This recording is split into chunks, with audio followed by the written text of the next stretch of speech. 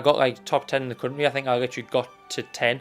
And I was like, oh my God, that was the goal. And I just remember, like, I just can't do it. I just broke down into tears and was like, I can't go. Because I knew that that was the end of my career. There's people who've got the money and got the balls. There's people who haven't got a clue where to start. How did you and why did you think about getting into property?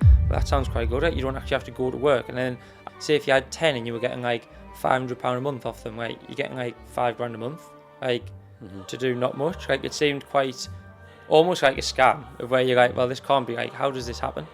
This conversation, it's been brilliant, but it seems like it's been too easy. That's definitely my biggest regret. Really? And everything that I've sort of do now going forward, I just think I'm just going to do it because I don't ever want to have that feeling. Yeah.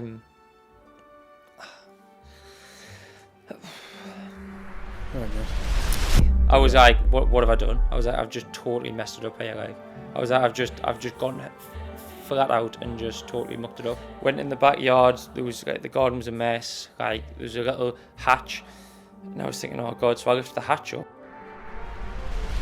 So today we are joined by Callum Todd. Obviously, I've known you for a number of years now, mate. Worked with you, and I remember you when you were a tennis coach, and obviously you've had a good career in tennis and the things you've managed to do. But now, obviously, you've got 8 properties. Yeah, once everything's complete, it'll be up to 8 now. And obviously you're a lad from Sunderland, and a lot of people who tune in, listen or watch this, they want to know how to get into property. They want to know how to start a property. I say on your Instagram all the time, if you want to get into property, give us a message and all that type of stuff. It's something that I'm really interested in. Obviously I've had Darryl Cullerton on, who's got a lot of doors in and around the Sunderland area. A lot of people know who he is and the success he went from his nana's bedroom. If you haven't watched a podcast, by the way, go and watch that one. But for you, mate, I just want to go back, all the way back. Where are you actually from in Sunderland? Well, I'm from Houghton originally. That's where my mum and dad live. So I was brought up in Houghton. And I've only really moved to Sunderland, like Seaburn way, because my granddad lives here. So when he died a few years ago, I moved into his house and then just started living there, to be honest. So what does a lad from Houghton, how do you get into tennis? Because I know that's how your sporting career started, wasn't it? Yeah, so when I was a kid, obviously I did the usual, played football and that. And then I was at school and I had one of the coaches from Silksworth came in, Graham Fowler, and he came and just did the tennis class and that. And he just was like giving leaflets out to say, do you want to come play? So we went to Biddick sports camp thing and just played there with some of my mates. And then I started from there, and then from playing there, he wanted us to move us up to the next stage. And I remember I was like, I don't want to leave my mates. Like, this is it. So I actually stopped playing for about a year. And then he came back again, asked if he wanted to come back. And I went again and played with me same mates and then just carried on from there, really. Were you always sporty in school?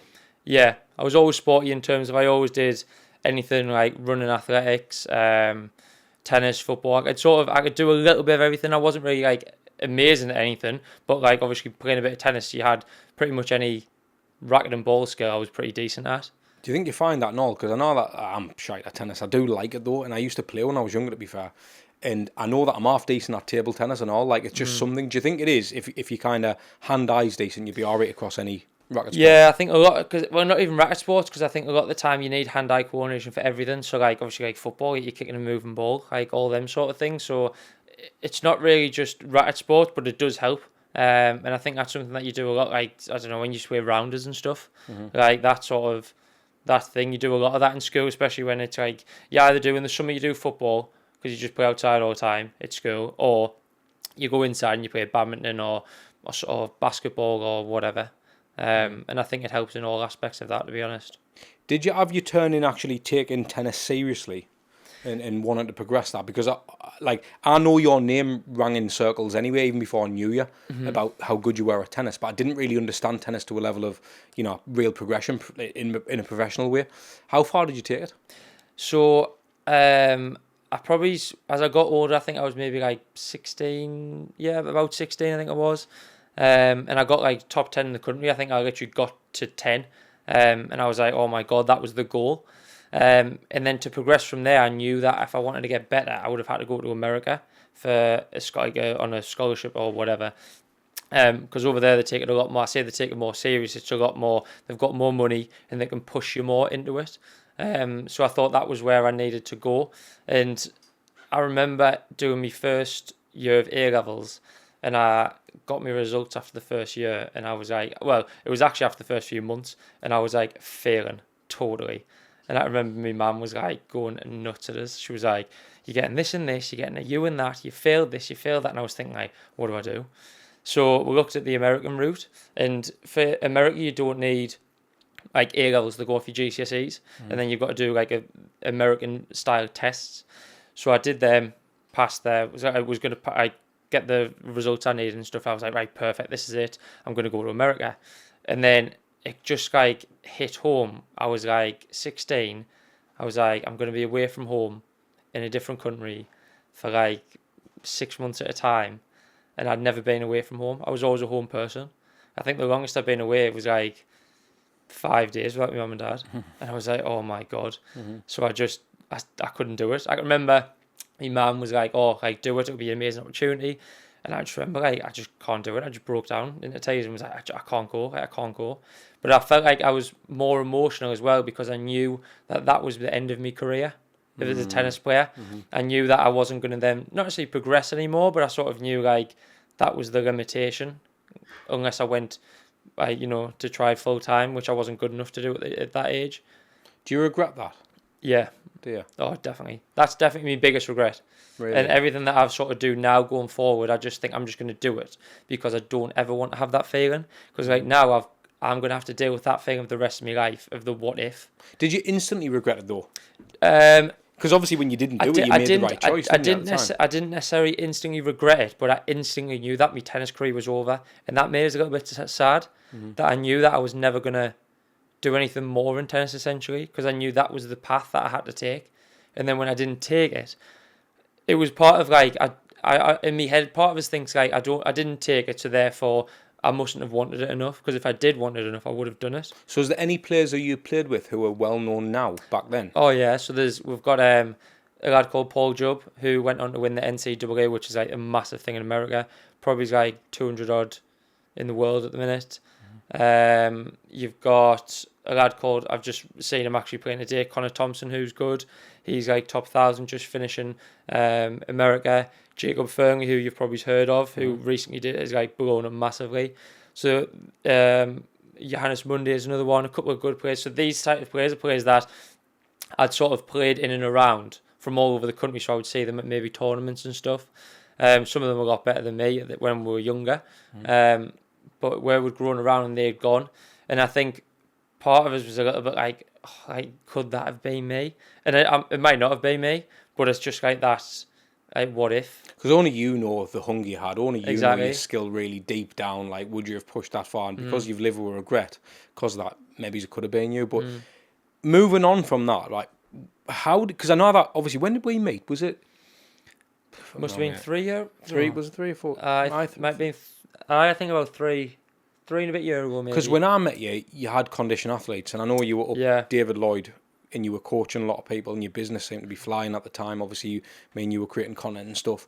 I remember then thinking, I didn't know anyone like you in terms of business in that world, in tennis. Obviously, there's other tennis coaches and stuff like that, but the way you did it, how kind of you were a bit of an early adopter when it comes to social media, you're trying to grow, you're trying to do personal brand, you're trying to do all these things, which are still ringing true now, what you're doing in your career. I see your logos, I see what you're doing, and we'll get onto that. But why did you go down that route? What was the reason you wanted to coach? Because I know a lot of, like, you might get footballers who go into coaching or X, Y, and Z.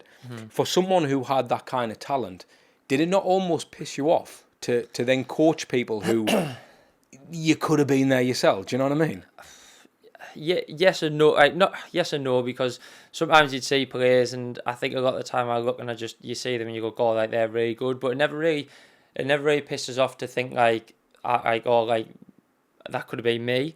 I think I only started coaching really was because I was at school and I needed a job, and I thought, oh, I'll do a bit of coaching while I'm there. It got us a free membership when I was at David Lloyd, paid when I got my car, paid for me petrol and stuff like that.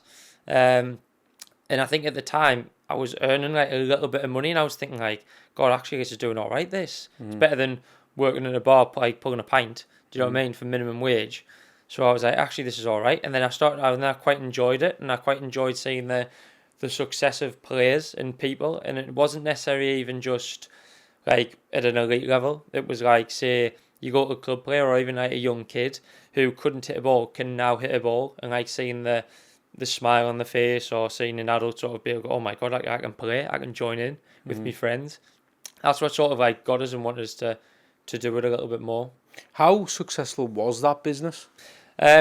So sort of, well, I still sort of do it a bit now as well. But at the time, I sort of had a vision of what I wanted, and like the vision in my head was, if you had a tennis centre, if you had this, if you had that, and you had an academy and stuff. And I think at the time I was quite naive to the numbers side of it, and I just thought, I just want to do this. Like, it would be amazing. And I think part of it was still because I was in the tennis world, so I was like, I've still got a bit of the tennis to hang on to. So I did quite well out of that just on my own. I was doing like, 50, 60 hours a week of coaching. But it got to a point where I'd hit a stalemate where I went, I physically can't do any more. Like, my body can't take any more of this, doing that many hours a day. Right, I hope you're all enjoying the episode so far, and if you are, do us a favour and hit that like, press that subscribe button and hit the notification bell so you are notified when the next video goes live. And the reason I tell you to do that is because the majority of people who watch these videos aren't actually subscribed, you little tinkers. And we work tirelessly to bring these episodes to you every single week. We travel up and down the country, put a lot of work into this, and we travel overseas and all to bring some banging guests here. So do us a favour and hit subscribe, will you? But for people who don't know, what does one lesson cost? So a one lesson costs now £40. Back then I think it was maybe like 30. The pricing structure changed depending on what David Lloyd did, but nowadays it's 40 quid. But even 30 quid for you're only 25 now. Yeah. So 30 quid for a lad who was doing 60 hours a week, 30 quid, that's not bad money at all. Because I remember the first time I met you, and I'll not mention it, but I remember when I saw your car in the car park, and I thought, mate, you must have been 21 at the time. 21, 22. I went through a mad phase of cars. But I remember thinking, I didn't know anybody driving cars like that at our age. And I'm a lot older than you. I'm 35, mate. So I'm 10 years on you. And I used to put and think, I'm not even at that level yet. But this kid's intriguing. He's doing something that I'm not, or he's building something that other people are not. And we're all from the same area. So this is why I want to have this conversation with yourself, because I know that, yes, it takes talent. Yes, it takes hard work. Yes, it's determination. All the things you need to be an entrepreneur, if you like. Where do you get that kind of drive from? I think I get that sort of drive probably from my granddad. Yeah. What did he do?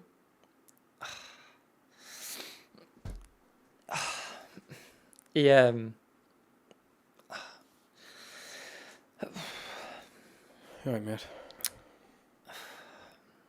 He didn't necessarily do anything like amazing himself. It was more the mindset and like just the lessons that I take away from it, from him and my grandma. Was he like, were you really close? I'm assuming. Yeah. I think it was so my grandma used to have a hairdressers down in Southwick, and they were one of the first people to open some sunbed shops in the hairdressers. And my granny was like, let's go all in on it. So he bought some sunbeds, did that went mint. They had like a flat upstairs of it, so he just basically compounded it. Like he would say things to us. He was just a TV engineer. He worked for different companies, but he would so what one company he worked for, but he was lazy. So he would say to us, he'd be like, I would start work at like 9 o'clock and I'd nick off at 12 and I'd go and play golf with the bosses. That's what he would say. And he would go and play golf and he would say, I'll get paid because he was a good golfer, and they wanted to play with him. And then he would say, like, on a night, I'd drop your mum and her brothers off, and I'd go and do some little jobs. So I'd go and do the side bits, and I'd nick parts from the place he was working, and I'd go and do that. So it would cost us an out. It would, because I would be taking the parts from them. And it's like little things like that where he would say them. As well, like he would go on about always having money in your pocket. You would go, always have some money in your pocket, because you never know when a good deal is going to come up, and you can just say, I'll have it now. So I think that's where I get that bit from. And then, as I say, my grandma had her own business, and she did that through the hairdressing. So that's where I think I probably get it from, more than not. Because that's like proper hustlers, isn't it? Like that's that's like entrepreneurs, isn't it? Yeah. Back then. Yeah, pretty much. What about your mum and dad? Like, what was your dad's side like? So my dad he worked in the shipyards when he was younger, and then I think maybe when he was about, I I want to say 19, he went and played professional football. So he signed for Newcastle and played there for a few years, and then went off and played elsewhere. My mum was a gymnast and then became a teacher. So she became a teacher, I want to say either Hillview or Thornhill. She's going to kill us for not knowing. But one of the two, and then became a head teacher. So she went down that route, and my dad went through the professional sport route. And what made your dad leave the sporting world? When I was born. Right. So he played football full time, played semi-professional football when he started getting older, and then when I was born, he just stopped playing. Because he played for West Ham and all, didn't he? Did he play for West Ham? No. Oh, did he not? Nah. I don't know why I thought he ended up going to West Ham. He played in Finland. He played at Darlington, and then he played at some more local teams around the area. Because obviously, he was. I mean, as a footballer, mate, like, do you feel like you kind of had to live up to that a bit or not? Because I can't imagine if my dad was a footballer, I'd want to at least have my own. You know what? Like, this is the thing. Like, no, because he never put any pressure on us to do it. Like, he just went, if you want to play, play. Like, obviously, I would play with him and stuff. But there was no, like, you will be a footballer, you will do this, you will do that. The only thing he ever, like, probably pushed us on was what football boots to get. And he would say, don't get these fancy colours, get, like, the proper World Cups or Copa Mundials. They're the ones you need. So, like, that's all he ever really said about footy. I think it was because he didn't want me to have the pressure of you will be a footballer. He sort of just wanted me to make my own choice. Really. Did you like football at all? I did. I love playing football. I thought I was like, I would love to be a footballer. And then I had an injury where I broke my collarbone, and I'd just been released from Sunderland at the time. And then I think I was supposed to go for a trial at Newcastle. And the day before, I'd broke my collarbone. And this obviously said you can't play for like 3 months or whatever it was. And like when I came back, they said, give us a call. And I remember I just said to my dad, I went, I don't want to play football ever again. He's like, what do you mean? I was like, I just don't want to play. It was weird. It was like, what you wanted to be a footballer, like you got the chance you wanted and you just don't. I wouldn't have been good enough to be a footballer, but it was just the in my head of like, nah, don't want to play. You mentioned with the tennis coach and stuff, you kind of still do that a little bit, but obviously I know you do a lot of properties. Again, like I said at the start of the podcast, I see on your Instagram a lot, you know, I've actually filmed some of your properties myself, so I've saw it from the grassroots when you first started, and it's been to keep an eye on your journey and see how it's fucking unbelievable, mate. I'll give you that, because there's a lot of people, for one, haven't got the money to do it and they want to do it. There's people who've got the money and got the balls. There's people who haven't got a clue where to start. How did you and why did you think about getting into property? Because it's not something that every lad gets into, but I think most lads secretly want to own multiple properties. I think when I started wanting to do it, well, my mum and dad had like a couple, but they were like sort of old school in terms of they saved money up and bought them, and then that was it. So and I think for me it was more the freedom. It was like you can just sit and you just get money off someone doing this, and I was thinking, well, that sounds quite good. Right? You don't actually have to go to work. And then I started like going, well, actually, if I've got like, say, if you had 10 and you were getting like £500 a month off them, like you're getting like £5,000 a month. Like to do not much. Like it seemed quite almost like a scam of where you're like, well, this can't be, like, how does this happen? And then I think I started to see people who had properties and saw the lifestyle they had, and I was sort of like, actually, this is a good, like, this is the lifestyle I want. Do you know what I mean? I don't want to be working like every single day and like till I'm 65 and then like that's it, you're done. Isn't it funny, because as much as we're all hustlers, entrepreneurs, or whatever you like to call it, like, we're all lazy bastards. Oh, like, yeah. we all look at lives that we don't really want to work. Yeah. Do you know what I mean? But you almost work so hard. Yeah, that no. It blows me mind that it's paradoxical in it when you're looking going, what doesn't take much work to do? Yeah. Well, I wouldn't mind doing fuck all and making this much money. But actually, I know what it's like trying to build something now. You work more than most people. You see it. How did you know the first thing about getting into property? Did you go to your parents because they had one or two? I said to them that I wanted to get into it, but I didn't. They didn't really know how to do it, if that makes sense. So they didn't know like what, like if you said like what the RI is, what the yield is, like money lift and deals, like that sort of thing. They didn't know how to do that. They literally just bought a house, rented it out. That was it. So they didn't know. They just go, oh, it must be decent. Like, so I sort of said it to my mum, but she didn't really. She was like, oh yeah, that would be nice, but that was the end of the conversation really, or like go for it, but that was it.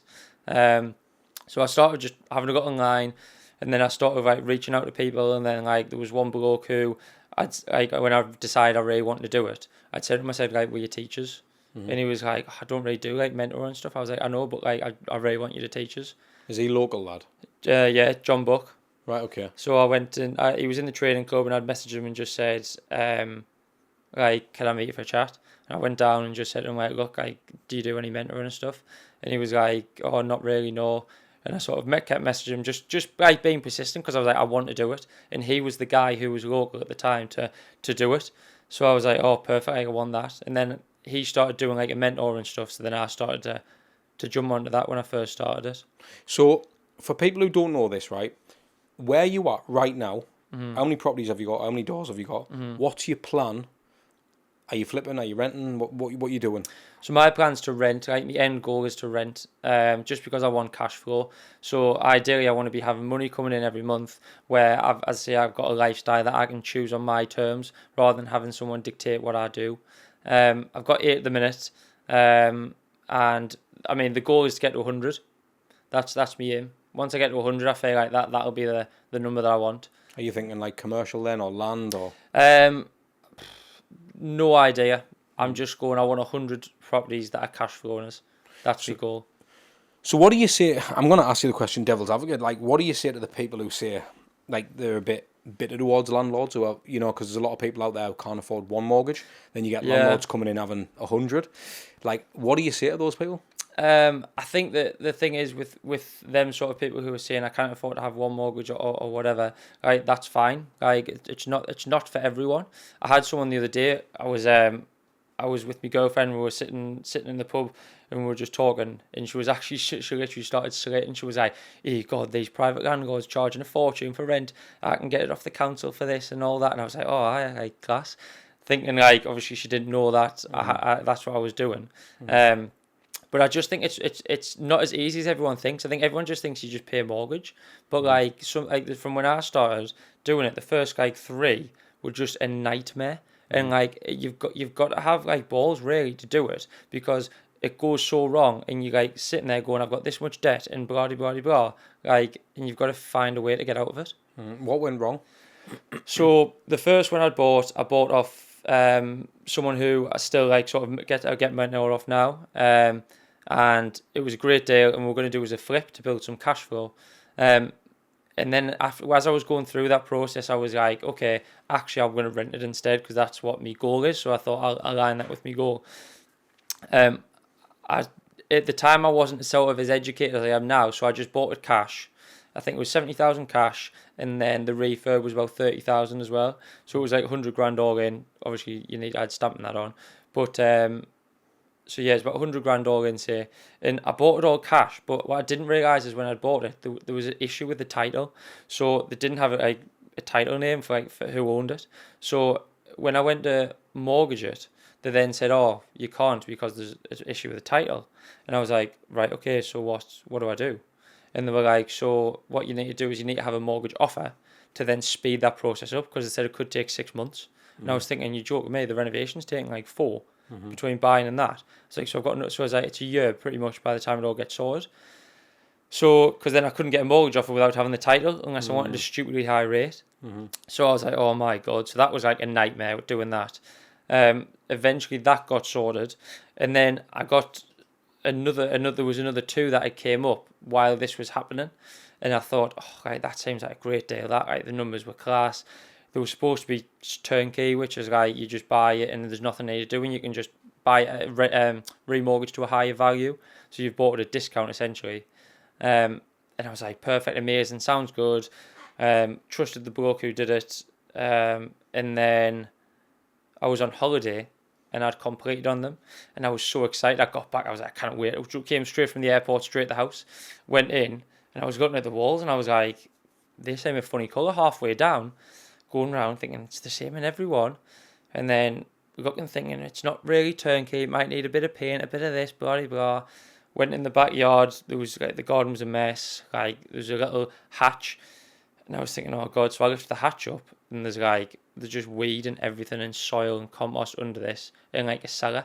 And I was like, what have I done? So what was that damp on the walls? So the damp had obviously gone from the cellar all the way up in the walls. So I think there's about 22 meters of damp in the house, which I was like, that's going to cost what?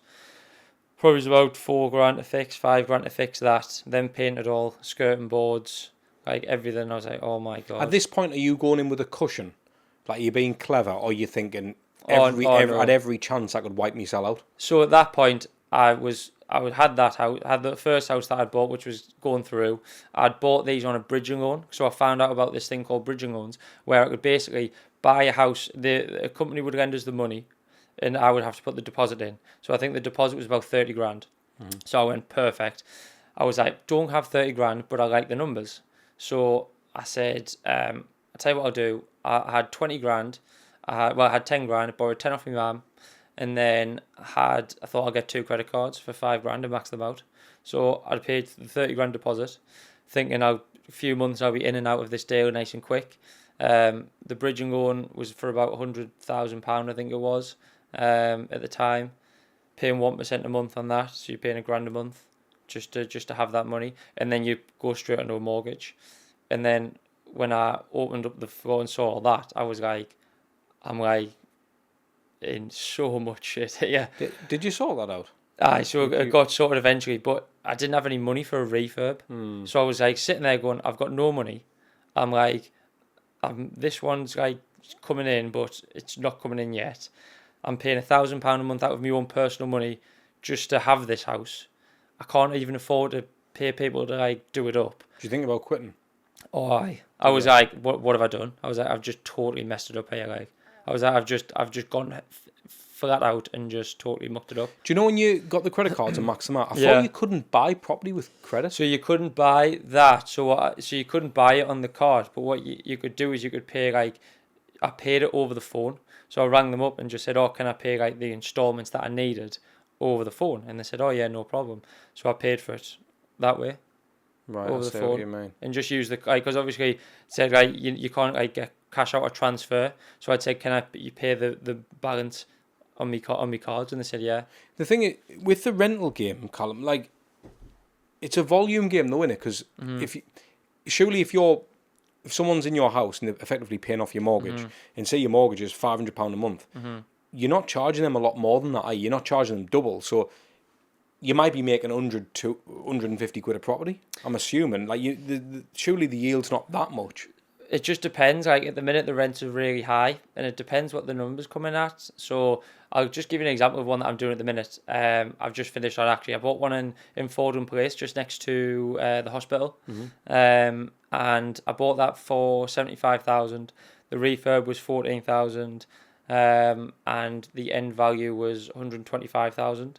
So in terms of that, getting 75% of that back off the bank and paying that as a mortgage. So you'd make 36. Yeah. Or you'd stand to make that. Yeah, so like, but obviously it's a rental. So like, right, so because of that, that doesn't make a difference. It's more like the money left in that deal. So I think the money left in that deal was about 1,500 quid or something like that. So basically, essentially, I've paid all that out, and then it's cost me at the end of getting the money back £1,500 to now own that house.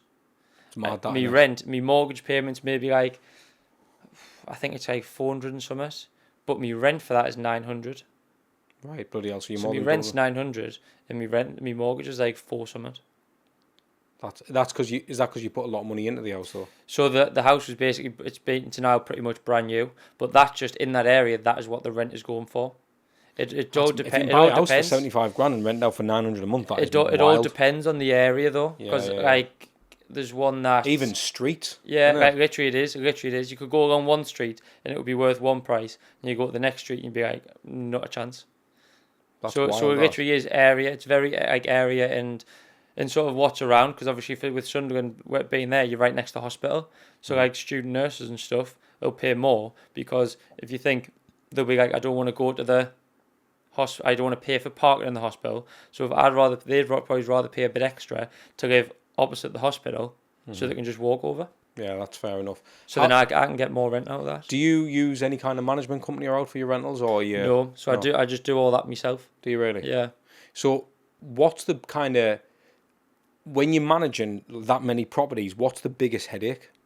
Well, you say that many, it's not that many, so it's not like you don't get much hassle from it. You get the odd bit and bob about, maybe like something's gone wrong here, or can they do this, or can they do that. But touch wood, so far I haven't had any major problems. I've had one where there was like one of the valves on the radiator came off and like water came up the wall, but apart from that, it was just like the plumber went out to fix it and then got painted, and that was it. So obviously you're a bit more wise now. You'll have more connections. You'll understand what you're doing. You've failed in the process before, so you kind of understand how to mitigate failure or damage limit, if you like. How do you find your tenants? So at the minute I've been outsourcing that. So I've had someone who's helping us do that, because I was like, I've got no idea how to do that. Like other people are better at getting people to rent it in, just through experience. And I think the big thing with it is getting the right tenant. Mm-hmm. So I was a bit like, how do you know? Like, what checks do you do? Like this, I was so like, I've got no idea how to do it. So I've been outsourcing it, but recently I've been trying to do it myself. Now that I feel I've got a bit of a safety net with some good tenants, that I can sort of take a bit of a risk now and be like, I'm going to try and find them myself to do it.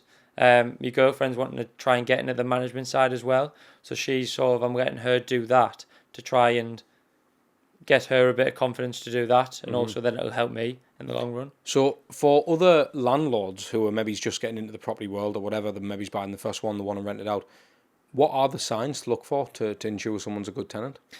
I think sort of, obviously you do all the checks that you do, of like, have they got guarantors, have they got like sort of like the job, like are they on universal credit and stuff like that. But I think you just get a vibe off the person as well. So like sometimes you'll get people who are asking certain questions where you sort of go, well, that's not a typical question you would ask. So like in one we've got at the minute that we're trying to find a tenant for, they've been saying like, we just want to pay cash, or we just want to do it this way, or like they want something very specific, which you're a bit like, why would you want something very specific? So that's sort of like things I would sort of watch out for.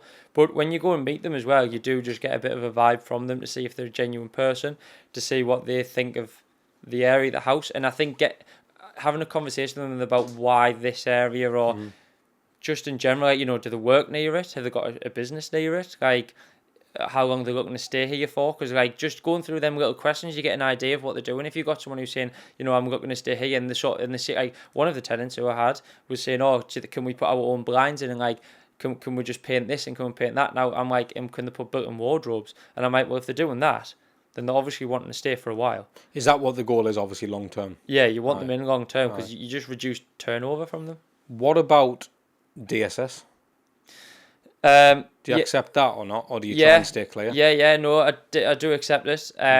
It's more, again, just the person and their circumstances, because the good thing now is you can get it like straight to you, where before you couldn't. So like, say you'd have to literally fight the tenant. So like, if you say your rent might be 500, you might get 500 off them to do it, but then they might just go and like spend it on whatever they want and say, I haven't got it. Where now, what you can do is I could say, I want it coming directly to me. So no matter what happens, my rent is paid. Do you know what I mean? So you're not having that fight with them. So you do take it, but it's just the type of person that you get in. Do you kind of, because I know, the reason I asked that is because obviously I know some of the areas you've got, I don't know all the areas you've got property, but a lot of the areas you'd say they're a bit less well-to-do than a lot of areas out there.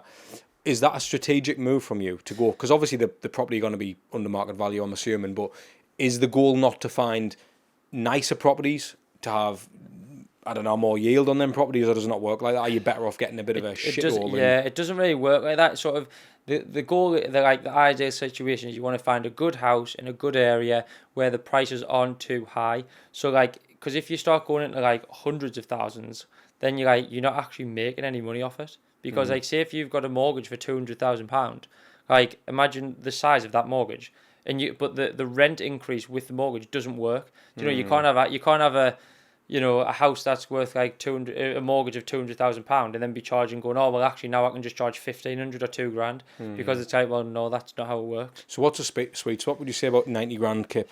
Yeah, so like for me personally, anything that's over like probably 150 done at value, I'm probably not going to look to rent, just because the mortgage will be too big on it unless you're pulling a lot of money out to make any good profit from it.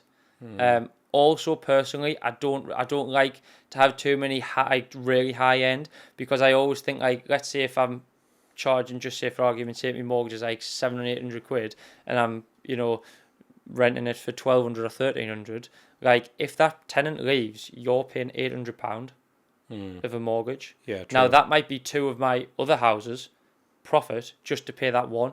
Where if I've got one where I'm maybe even getting, like, I don't know, if I'm charging £650 rent, but I'm paying a £200 mortgage or £250 mortgage, like, if they leave, yes, I don't want them to leave, but I'm only paying £250. Yeah, of course. So it's sort of like, you can cover it yourself. Do you know what I mean? Like, imagine if you had 10, you're paying £800 a month. Yeah, and like half of them go. So you're going, I've got to now fork out £4,000 every month just to make evens. So, kind of loaded question I've got for you then, right? So, what is the process then? Because surely anybody, well, not anybody, but save up 10 grand, put a 10% deposit down on a 100 grand house and rent it out. Can anyone just do that, or is there a process? Like, what do you have to live in it for 6 months? Do you have to? No, so you don't have to.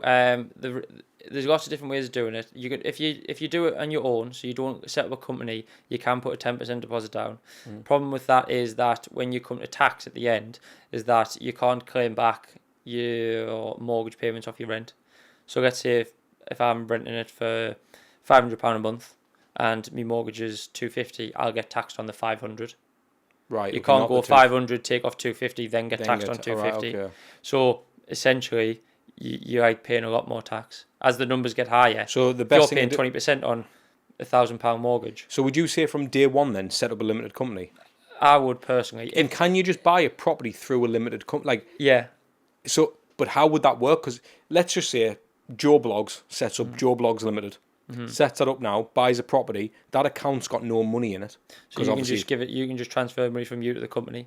So your own personal funds or gifted money or whatever, just whatever you want. Whack the money in the company. Just put it in, and it's a deposit into that. Because obviously, well, it's like any company you start, it's got no money in. Where does it come from? Do you think that's why the other reason people may do that is because if anything happens, they can just fold the company and start a new one? Yeah, I think that's it. I think the biggest reason is the tax of it, because especially if you're looking to scale, then, you know, if you've got, it doesn't seem a lot on like 1 or 2 properties, but if you've got like 10, then you're paying tax on 10 or 20 or 30 or 40. Do you know what I mean? Like, it is a lot.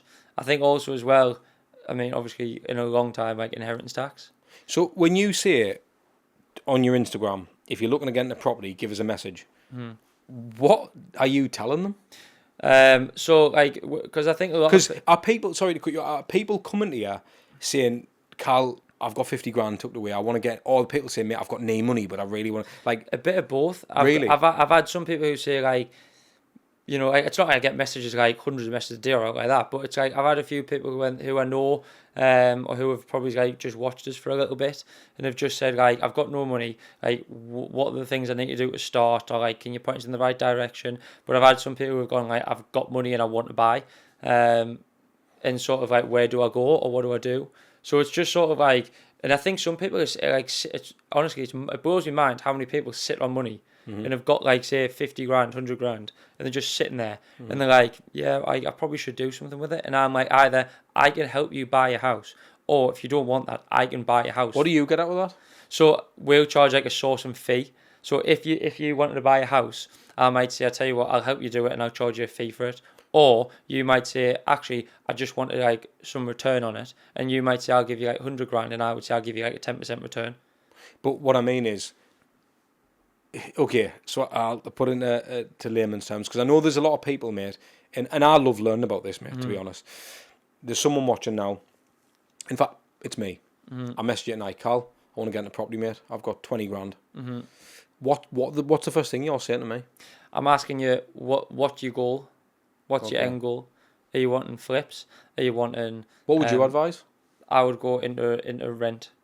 With 20 grand, you're sort of limited to where you can start. So you're probably looking to buy something not as good, and just sort of build from that. Or I would say maybe just wait and save up a little bit more. What is the process though? So you've got 20 grand, or whatever you've got. You buy your first property, you rent it out. Can you rent it out straight away? Yeah, if you buy it in a good condition, you could rent it out straight away. So let's just say whatever condition is, you get it ready to rent. You list it on the rental market. You get a tenant in. They move in. How do you then get to the next step? Because you're skint now because you spent all your money on that property. You can't remortgage the property at that point, can you? When someone gets in, so how do you get your next one if you're only making like say 200 quid a month off that property? Would you not have to wait? Like, how do you physically get the money again to get the next one? So for me, if you was, it literally does depend on your starting point of money. So if you're starting with 20 grand, I would personally just say save up some more till you get to maybe 30 or 40. Because I think at that point you can start to be flexible with what you do, and you can get bridging loans. You can then do refurbs on stuff. With 20 grand, you probably can't do much of a refurb. Or the other option is, which is like if you've got assets to loan against. Again, it's not like something I'm saying go and do it, but like it is an option. So like say if you had your house and you had, I don't know, 50 grand equity in your house, you might say to the bank, what I'm going to do is, you might say, I want to buy this house, and rather than putting the 25% deposit down now, what I'm going to do is I'm going to loan against my house and use that as a deposit. Right, okay. So you're not actually then putting any money up front for the deposit. So then that 20 grand you've then got can go towards your refurb cost. Do the refurb on the property, get the valuation out to, get a mortgage on it. Once that valuation comes in at whatever number it does, then the money you can then put in from that. Then that 20 grand can be then put in as the deposit. And if you don't do that and you've got 20 grand, how do you get your next property still? Do you just have to save up again to buy another? So basically, in a roundabout... if you're working just with 20 grand, then yeah, because you're not going to have a lot to do with that. But you'd be better off either like with if it's 20, you'd be better off either saving or like working with someone to like get a fixed return on it, like to just build up, because 20 is not going to get you a lot. Yeah, that's the thing. Because you need a 25% deposit. So if you're buying even like a 50 grand house. Like, why do you need a 25%? I thought that was only for your second property. If it's a company, you need to buy just 25%. Right. So that's the downside of... Yeah. But could you not buy one and then go into a limited company for your second? You could, but then you'd be doing the same thing. Because you still got to do the 25%. But you're only putting 10% down on the first one. Yeah, so you could, but then you'd have less money to then put into the next one. And you're getting taxed more. Yeah. I get it. Do you know what I mean? You can't bring them over. Right, I see what you mean. Because the reason I ask you that is I think a lot of people think that property's easy to get into compared to what it actually is. And what you're telling us is a roundabout way is, don't fucking start unless you can buy a couple. Really, I know that sounds daft, but because I listen to, have you heard of Samuel Leeds? Yeah. People like that. I listen to a lot of different people like that who I see on the feed and stuff like that. I've got a lot of friends in property, and they'll come up with shit like Samuel Leeds and these mentors or whatever, no money down, buy a house. And all this, and I'm like, how is that possible when I know people like yourself who are saying, ads, even if you've got 20 grand, you're not going to be able to do much. So it's like, I say that, and I don't want to say it's rubbish, because it's not, but at the same time it is. Like, they're working on a totally different level to someone like myself. Do you know what I mean? I mean, they're like buying like friggin' massive commercial units that are worth like millions, and they're going like, yeah, I'll put it on like a purchase option agreement, and blah blah and all this, and it's like, yeah, that's great, but for me, going to buy a house in like Hetton and saying, oh, can I buy it on a purchase option agreement, and it's 50 grand, they're going to be like, wait, what? Wait, what are you on about? The person just wants rid of it. So your journey, obviously, because you've got up to 8, and again, I'd love to do a podcast where you're down the line when you're hitting the goals that you're hitting, but I think it's remarkable because I think it's fucking amazing. Even having 8 at 25-year-old, I think that's fucking unbelievable. And when I say even having 8, I don't mean that in a like, that's unbelievable. And I think that's a lot of people's parents would want to be in that position. So I think that's, and it all comes from your work and the kind of the risks and the balls that you've had to take to get there. But is it how you found it? getting into property? Is it harder, easier? Do you wish you did it sooner? Hard. Oh, I definitely wish I'd done it sooner. I wish I'd just pulled the pin and just done it. Do you? Like, yeah, because I think I went through a phase of when I was younger, having a bit of money, that me cars was the thing I loved. And I was like, oh, I just want a nice car. I want a flash car. I want a fast one. And I wanted to have all that because I thought that was what I wanted. And I still do. Like, I do love cars, but I realised it's just not sustainable. I mean, I think literally within a year, I must have gone through about 6 cars in a year. And I'd like bought it and got rid of it. Like, it was just ridiculous how many So I have you went jacked through. your car in now? Yeah, so I've just got a normal car now. Like, as in from the other ones I had, just got a normal one. But it was almost at the point when I went, right, I actually need to get serious about this. If I want to like do something like in property or really have a go, I need to get rid of it. So I just got rid of them and just started on that with the goal of eventually being able to rebuy that, but not at the detriment of like having to work hours to get it, just as a passive income to pay for a liability, really, an asset paying for liability. So can you, in your journey, in your goals, can you kind of now pinpoint when I can have them nice things again? Yeah, so I think I'll probably get like my older car that I used to have before. I'll have that back. Right, okay. Like, that'll be my next purchase. Hopefully at the end of the year or maybe at the start of the year. I'm hoping that's when I'm going to try and, when I'm able to get that. Once this lot of purchases are through, then I'll be able to like rebuy that car essentially. When you say this lot of, have you bought multiple in one go? Yeah, so at the minute we've got five in legals at the minute. One's just completed and we're starting a refurb. That's the one that probably you've seen on my story. Yeah. We've been ripping that out, and then the others are due to complete end of this month, beginning next month. You rip obviously a lot of the stuff out you sell. Is that pure? Like, I don't know why, but is that purely to just be as lean as you can on cost? Like, you just want to save as much money? Yes and no. It just depends like on what sort of phase of buying I am, because to be honest, I don't do them all myself, the rip outs. I normally just leave the lads just to crack on and just do it, because I just think it's easier that way, because then they can manage, they know when stuff needs done and what needs done, where I'm just like, I've got no idea what needs to be done. I just rip stuff out and then that's it, and get rid of it. But like, as I say, because I'm buying quite a few at this time, I'm like, okay, if I can save a little bit on each bit, like, I mean, a rip out might cost us 1,500 quid to like rip it out and then dispose of it. And I'm like, if I'm buying 5, if I can save 1,500 quid each one, then it'll mean I can pay more towards my next one, or I might be able to buy another one, or I might be able to, keep up with my bridging payments or whatever. So I just want to get this journey thing across, mate. I really want you to cover it, because I know you're having a roundabout way, but step by step, you've got the cash, you're buying your first house to rent. What's the process of the whole journey? So like, from what lawyers do you need, who you're ringing, are you on the phone to the estate agents, are you looking for tenants at the same time? Like, what is the actual process? So first thing to do is just get yourself on Rightmove, have a little look. I think the first thing is just know what you want.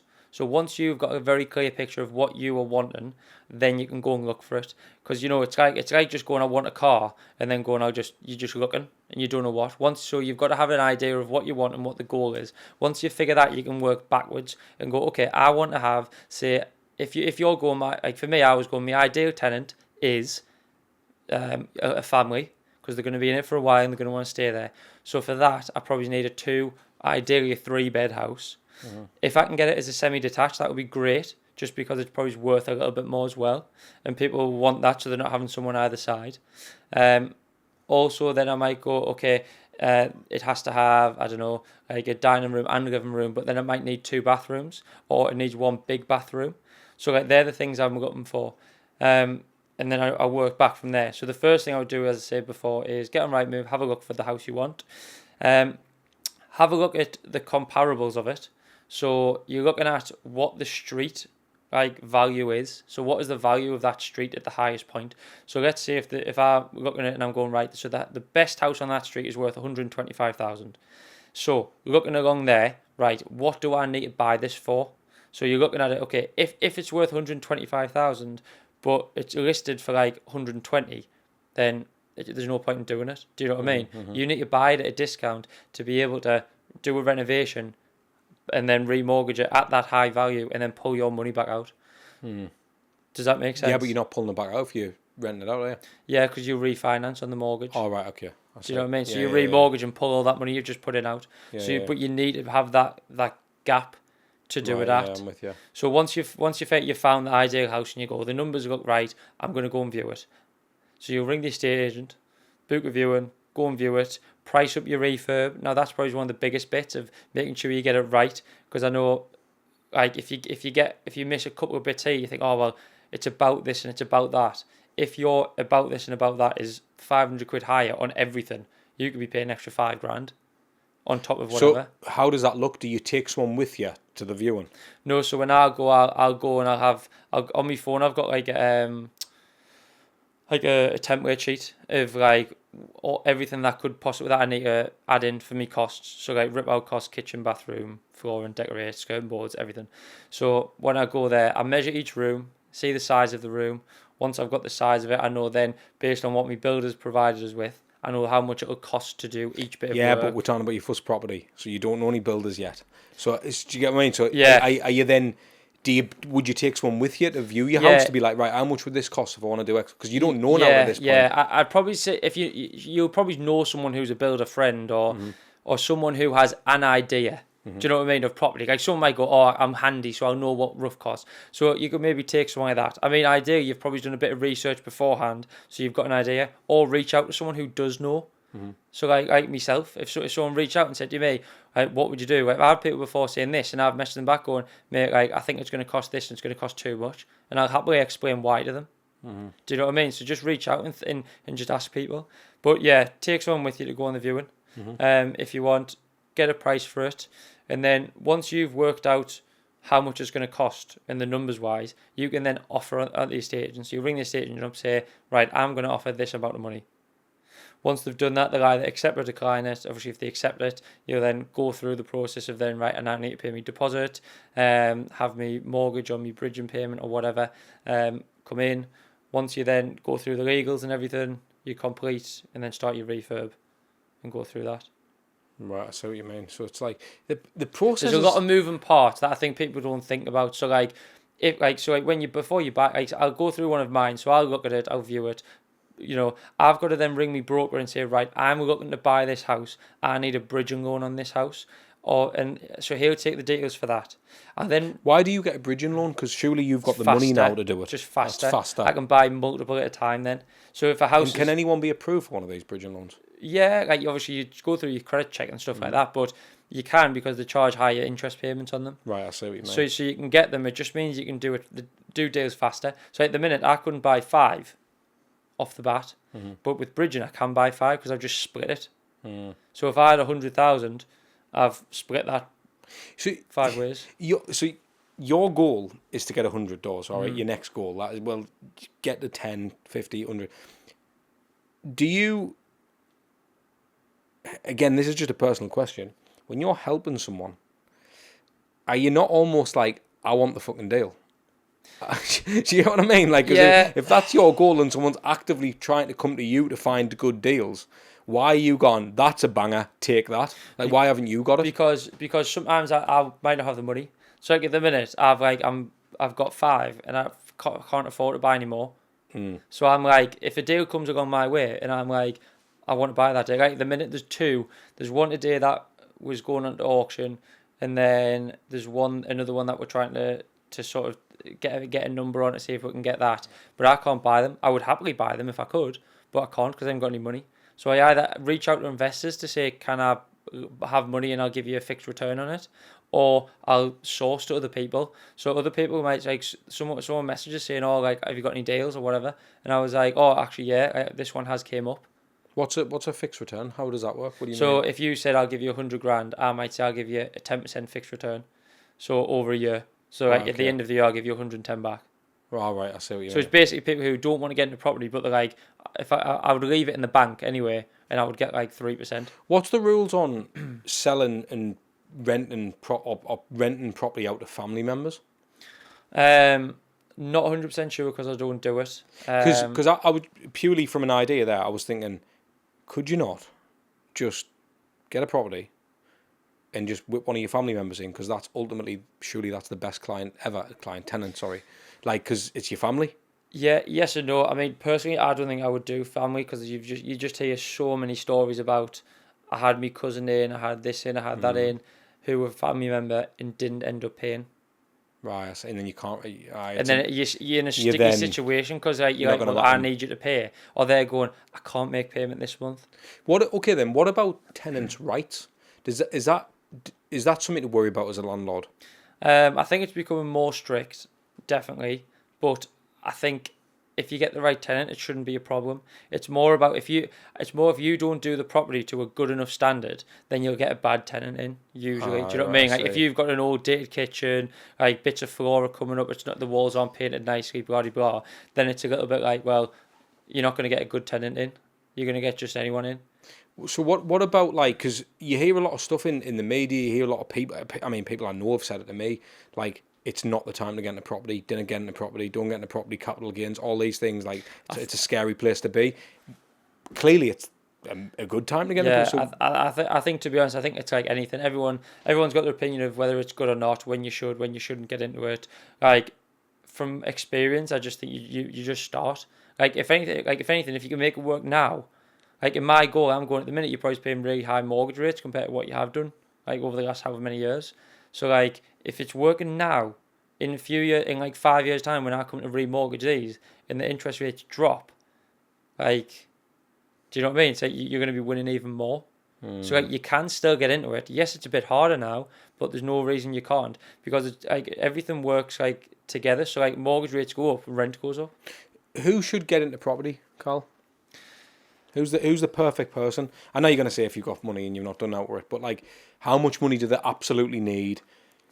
I reckon should they live at home? You can or start. Should they... Nah, you can start with 30 grand. Mm-hmm. If you start with 30 grand, you can do that. Mm-hmm. I think it doesn't matter sort of like you sort of like I say your situation in terms of if you're living at home, if you're not, or whatever. I think it's more just like how much do you want to do it? Like, do you want it, and why do you want to do it? Because like, really, when I started doing mine, I'd just moved out. So I'd literally just moved out of my mum and dad's house, and then was taking on bridging payments and mortgage payments and everything. And I was like, probably the worst time for us. So right now at 8 properties, I know there's 5 in legals, but are you seeing the fruits of it yet or not? No, No, because I'm just buying constantly. But I think I've came to realise that actually I don't enjoy the monetary side of it. I haven't been able to see the monetary side of it yet. It's more just I actually enjoy just doing the deal. And as well, it's mate, so exciting. The thing I mean, Daryl said it on a podcast that we did. There's gonna be a time, mate, whether it's 20, 30 years, you can just go till. Yeah. Yeah, like I know this sounds mad, but like even at 8 properties, mate, in 20, 30 years time, you're gonna be loaded.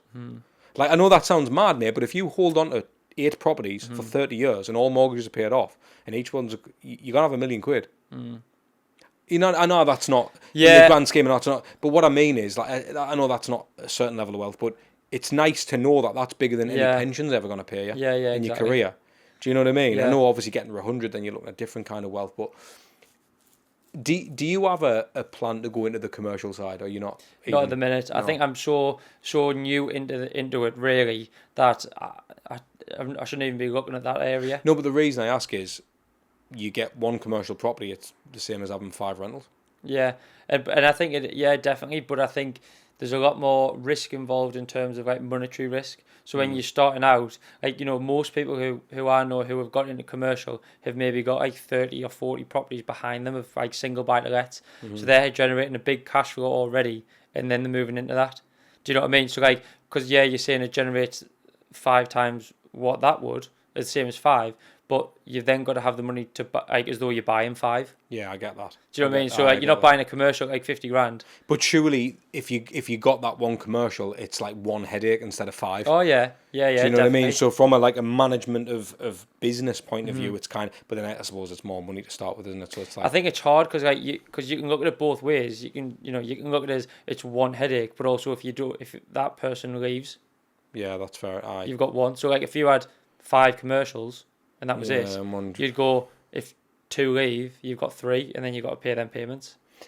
The properties that list on Rightmove, I've heard that they go to other people first before Rightmove, like private. Like, do you know what I mean? Like, when you fight for a property on Rightmove, is it even fair? Because Yeah, I like, know that people get offered them before they even get listed. So how does that make you feel? Like, because you've advised people there to look on Rightmove, but we know the people on Really, it's like the sloppy seconds, the shit that goes on Rightmove. In a way, I'm not saying you can't get gems and deals, but yeah, it is and it isn't, because like I've had some deals. Like, I've had a couple of ones where before they've gone on Rightmove, I've had them. But that's just through time in the game of doing it. And I say time in the game, like, you know, I think I probably must have done about 60, 70 viewings before I bought a house. Before I bought one. how long have you been doing this for? I think I bought my first one last year, like the sort of mid to last year, I think it was. But I probably started about a year before that. So to be honest, it's probably been about, maybe 2 and a bit years. So say you've been in the game for 2 years and you've got 8. Yeah. When do you want the 100 by? I'm sure There's lad like you. Nah, but I'm sure you're still in your head thinking, by the time I'm 30, I need to be having 50. There's no set date, but like this year I was like, I want 10. So like when I think I bought one at the end of last year. Like I had one sorted, and then I was like, I remember I just went home and I just went, I want 10. So by the end of next year, you'll have 20, 10. Won't you? Yeah. So like, but that's what I mean. But I think as I say the numbers grow, I'll know what I can achieve. So like this year I was like, I want 10, so I'm on 8. So I've got to get 2 more this year. Fucking hell, mate! I can't wait to see your journey unfold, mate. I think it's exciting for me. Like I like to have mates who are in this industry, and I like to see people's stories anyway. And obviously, if I like you, I want you to do well. And I just think to see that, mate, it just shows that not anybody can get into property, but ultimately, if you've got a few quid that you can maybe put into, or I know a load of people who've got 20, 30, 40, 50 grand, like and because they're frightened. Send them my way. So that's what I was going to say, mate. Just to wrap it up here, mate, because I think I want to have the talk when we're at a bigger number as well, because I want you to go experience more ups and downs where you're like, do you get what I'm saying? Where you're like, fucking hell, mate, that was hard. Or I bought a block of flats there, or I did. Do you know what I mean? I want to get into that point where we can talk the pitfalls and stuff, because this conversation, it's been brilliant, but it seems like it's been too easy. It's mad, but maybe that's a good sign for people who are willing to get into the game, or maybe it's a fucking hell. Like, I want to see what people think of that, because I know that people do struggle getting in this game, but I also know people who've done very well, and they're like, mate, you should be getting into it even if you've got 10 grand. You need to just spend a lot and damn for it, because what else is that money doing for you? But where can people find you, mate? And if they want help and they want to reach out to you, where's the best place for them to contact you? Just on Instagram. I think it's Callum.Todd.properties, I think it is. We'll put your stuff in the description. So yeah, to be honest, that's probably it. I'm trying to be as active as I can on there. I know I don't do it as much, but I need to be more on there. But yeah, as I say, any questions about it, like, as I say, I get people messaging us saying just like wanting advice on stuff, and I'm not like no expert on it, but if someone's wanting to get into it, like sort of John gave me that helping hand when I was looking to start, so I would happily give anyone just a helping hand in that sense. Cal, thank you so much for coming on, mate. No problems. Thank you very much. What a legend, mate. Thank you. So if you've enjoyed this conversation and you like things like this, make sure you click up there and watch this episode.